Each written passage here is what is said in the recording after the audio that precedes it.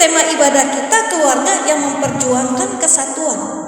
Bagaimana supaya keluarga Kristen itu bisa terus bersatu? Mari kita belajar dari ajaran Tuhan Yesus. Yang pertama, saudara-saudara, keluarga Kristen bisa bersatu kalau sebuah keluarga itu merawat cinta, bukan luka. Merawat cinta. Bapak Ibu saudara yang terkasih, satu kali ada orang-orang Farisi datang kepada Tuhan Yesus.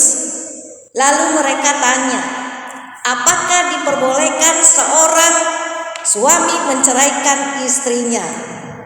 Ini pertanyaan sensitif ya. Kenapa sensitif? Sebab kalau Tuhan Yesus salah jawab, dia bisa menyinggung kaum bapa.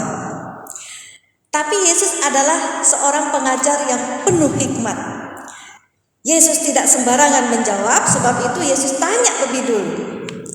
Apa perintah Musa kepada kamu?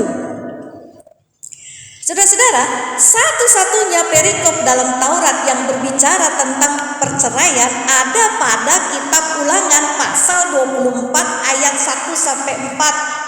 Kutipan ini menyatakan bahwa menurut hukum Musa, seorang suami itu boleh menceraikan istrinya dengan syarat memberikan surat cerai. Nah, di luar dugaan kaum Farisi, Yesus lalu memberikan penafsiran baru tentang aturan main perceraian itu. Musa memang kasih izin perceraian, tapi itu karena kekerasan hati kamu, kata Yesus ya. Jadi perceraian itu terjadi karena adanya tuntutan atau desakan manusia, bukan karena mau mengikuti kehendak Allah. Kehendak Allah buat satu keluarga itu apa? Kesatuan, bukan perceraian. Yesus mengajarkan sejak semula Allah itu tidak menghendaki perceraian. Allah itu menciptakan manusia, laki-laki dan perempuan, lalu menyatukan mereka di dalam sebuah pernikahan sehingga keduanya itu menjadi satu daging. Mereka tidak lagi menjadi dua, melainkan satu. Nah, kalau kita sebagai manusia percaya bahwa Allah yang menyatukan, mana mungkin Allah itu merestui perceraian? Betul, saudara? Sebab itu Yesus memperingatkan, apa yang sudah dipersatukan Allah tidak boleh diceraikan oleh manusia. Tapi orang Israel itu ngotot, maksa mau keluarganya bercerai, bukannya berjuang supaya keluarganya tetap bersatu. Kenapa bisa begitu, saudara-saudara? Bapak Ibu saudara sekalian, di dalam hukum Yahudi, istri itu dianggap sebagai milik suami, ya. Kalau dikatakan milik suami ya nggak salah juga ya. Tapi milik suaminya ini maksudnya bukan milik dalam arti ya mereka itu satu jiwa, satu hati ya, satu daging, bukan ya. Yesus itu tidak menerima anggapan bahwa istri adalah milik suami dalam arti seorang istri itu disamakan seperti benda yang ada pemiliknya. Jadi istri itu kayak benda, kayak barang saja ya saudara-saudara. Buat Tuhan Yesus, laki-laki dan perempuan itu setara karena diciptakan oleh Allah, lalu disatukan menjadi satu daging. Sebab itu Yesus menolak perceraian. Bapak Ibu saudara yang terkasih, perceraian itu seperti dalam kehidupan bangsa Israel seringkali terjadi karena kekerasan hati manusia. Manusia itu bisa keras hatinya karena kesombongan, ego. Seperti laki-laki Yahudi yang merasa istrinya seperti barang. Manusia bisa keras hatinya karena tidak mau mengampuni. Hidup berkeluarga itu tidak mungkin lepas dari dilukai dan melukai. Betul nggak Bapak Ibu yang sudah berkeluarga? Ya. Yang namanya keluarga itu ada aja berantemnya, ada aja salah ngertinya. Saya nggak percaya kalau ada suami istri bilang, selama kami menikah, kami tidak pernah bertengkar. Kalau nggak pernah bertengkar satu kali pun, kita tinggal lihat siapa yang baper, koper, dan bagasi, siapa yang bawa perasaan, siapa yang jadi korban perasaan, dan siapa yang bahagia enggak, sedih iya. Hidup berkeluarga itu tidak lepas dari dilukai dan melukai. Kita bisa loh dilukai pasangan kita, tapi ingat saudara, kita juga bisa melukai pasangan kita. Jangan kita lihat diri kita ini begitu tinggi, sempurna, gak ada salahnya sama sekali. Jangan mengedepankan ego kita sendiri, lalu kita merasa si paling jadi korban. Playing victim. Apa itu playing victim, saudara? Sengaja nyalahin orang lain atas kesalahannya sendiri. Diri sendiri salah, tapi nyalahin pasangan atau orang lain. Pasangan kita bisa salah, tapi ingat diri kita sendiri juga sebagai pasangan bisa salah. Sebab itu suami istri harus saling mengampuni. Seperti kata Tuhan Yesus, mengampuni itu 70 kali 7 kali. Berapa angkanya? Enggak ada batasnya. 50 tahun hidup bersama suami istri, bersama anak-anak. Kalau kita tidak bisa mengampuni, bubar rumah tangga kita, nggak bisa bersatu, Bapak Ibu, betul?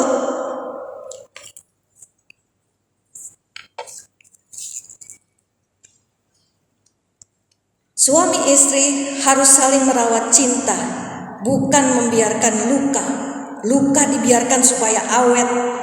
Luka karena ucapan, luka karena kesalahpahaman, luka karena kelalaian. Akhirnya hati ini penuh dengan kekecewaan dan kepahitan. Kalau hati ini setiap hari hanya dipenuhi dengan kekecewaan dan kepahitan, bagaimana keluarga kita bisa bersatu? Yang ada tiap hari kita ini bertengkar terus, saudara. Apa penyebab utama kasus perceraian di Indonesia? Saya googling, penasaran apa sih penyebab utama orang-orang di Indonesia itu bercerai. Ternyata penyebab utamanya adalah pertengkaran dan perselisihan yang terus-menerus. Pasangan yang bertengkar terus-menerus, pasangan yang bercerai itu fokusnya adalah membiarkan luka, merawat luka supaya awet. Rawatlah cinta, saudara-saudara. Cinta yang saling mengampuni, cinta yang saling mengingatkan, cinta yang saling melengkapi, cinta yang saling mengerti. Kalau setiap pasangan merawat cinta, maka hati yang keras itu jadi luluh. Manusia itu kehilangan cinta ketika yang didapati dalam hidupnya adalah kekerasan demi kekerasan. Keluarga bercerai ketika tidak ada cinta Tuhan di dalam diri setiap pasangan. Bapak Ibu, saudara-saudara, mari kita berjuang supaya keluarga kita terus bersatu. Rawatlah cinta setiap hari di dalam keluarga kita. Jangan bosan merawat cinta, menjalin cinta dari hari ke hari. Bagaimana supaya keluarga kita bisa terus bersatu? Yang kedua, tiap anggota harus bersatu dengan Kristus. Bapak Ibu, saudara-saudara, kunci untuk keluarga bisa bersatu sebetulnya mudah. Setiap anggota keluarga itu harus mengalami persatuan dengan Kristus, maka keluarganya pun akan mengalami berkat berupa keharmonisan dan kesatuan keluarga. Waktu ibu-ibu membawa anak-anaknya kepada Yesus supaya diberkati oleh Tuhan Yesus, ada yang marah, saudara-saudara. Siapa? Murid-murid Yesus. Ketika melihat itu, Yesus pun marah. Yesus marah waktu murid-muridnya melarang orang membawa anak-anak untuk datang kepadanya. Ternyata Yesus juga mau anak-anak itu mendekat kepada Dia dan menerima juga berkat dari Yesus. Jadi Yesus itu bukan cuma menghendaki persatuan antara dirinya dengan orang tua atau orang dewasa, tapi juga dengan anak-anak pun Yesus itu mau bersatu. Bapak Ibu saudara yang terkasih, Yesus merawat cintanya terhadap manusia berdosa. Yesus terluka karena dosa dan kesalahan-kesalahan kita. Yesus sampai harus mati dan masuk di dalam neraka. Tapi Yesus tidak membiarkan luka itu membuatnya pahit. Yesus justru menyatakan cintanya dengan mengampuni kita. Kita sebagai orang tua diajak untuk menyambut cinta Yesus. Anak-anak juga diajak untuk menyambut cinta Yesus. Keluarga yang menyambut cinta Yesus itu akan menjadi keluarga yang bersatu. Mereka akan saling mengasihi, mereka akan saling melengkapi, saling mengingatkan, saling mengerti, saling mendukung, bukan saling mencaci, apalagi menjatuhkan dan membinasakan. Waktu saya kecil, saya tidak melihat atau mengalami sebuah keluarga yang bersatu. Papa mama saya itu hampir setiap hari bertengkar. Dan papa saya tuh suka berkata kasar kepada mama saya. Saya sering lihat mama saya tuh nangis, saudara. Dan pernah satu kali melihatnya ingin kabur dari rumah karena tidak tahan dengan perlakuan papa saya. Saya dan adik kakak saya itu mengalami trauma bertahun-tahun dengan kondisi keluarga yang berantakan. Mama saya akhirnya memang bertahan. Demi anak, tetap hidup bersama papa saya.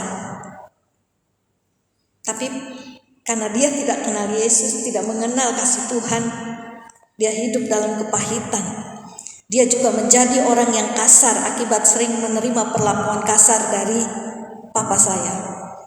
Kekasarannya itu bukan hanya ditujukan kepada papa saya, tapi juga kepada anak-anaknya. Sehingga kami sebagai anak-anaknya seringkali bertengkar sebagai dampak dari sebuah keluarga yang tidak bersatu.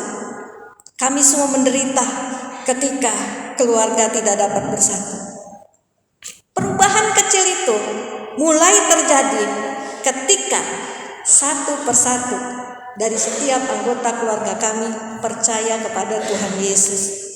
Dimulai dari kakak saya, lalu adik-adik saya, akhirnya sampai papa dan mama saya percaya Yesus. Ketika kami percaya Yesus, pertengkaran di dalam keluarga itu semakin berkurang. Kenapa bisa berkurang, saudara?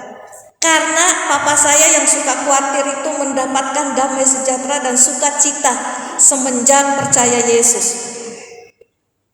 Doa setiap hari yang dilakukannya dengan disiplin membuat hatinya tenang. Tadinya galau jadi tenang. Alkitab yang dibacanya setiap hari membuat pikirannya jadi tenang. Kalau hati pikiran tenang, mulut juga penuh ucapan syukur dan perkataan-perkataan yang positif. Kata-kata kasar menjauh dari mulutnya. Dan sejak ayah saya percaya Yesus, rumah kami itu penuh dengan damai sejahtera. Karena itu menular, ya. Ibu saya juga ikut damai, ikut tenang. Anak-anak juga ikut bahagia. Dan semua itu dimulai dari seorang anak, yaitu kakak saya, yang mau percaya pada Yesus dan bersatu dengan Tuhan. Tuhan bisa memulihkan, menyatukan sebuah keluarga dari seorang anak yang percaya kepada dirinya. Bapak Ibu saudara-saudara, apakah hari ini keluarga kita tidak sedang baik-baik saja? Kita tetap bersama, tapi ada luka yang kita simpan di hati. Ada kepahitan dan kekecewaan yang membayangi hubungan kita dengan pasangan dan anak-anak kita. Ada hati yang keras, yang sulit untuk mengampuni. Mari kita datang pada Yesus. Yesus berkata, marilah kepadaku semua yang letih lesu dan berbeban berat, aku akan memberi kelegaan kepadamu. Pikulah kuk yang kupasang dan belajarlah padaku, karena aku lemah lembut dan rendah hati, dan jiwamu akan mendapat ketenangan. Hari ini kita akan menerima perjamuan kudus. Serahkanlah hati kita yang penuh kemarahan, kebencian, dan kepahitan kepada Kristus. Mohon Tuhan Yesus mengampuni kita dan memenuhi hati kita ini dengan kasih-Nya. Dengan demikian kita ini bisa bersatu dengan Kristus. Kita makan roti, minum anggur lambang tubuh dan darah Kristus dengan hati yang penuh damai sejahtera. Kita pun bisa bersatu dengan keluarga kita, baik di rumah maupun dalam keluarga besar GKI Rahmani ini. Tuhan kiranya menolong kita semua.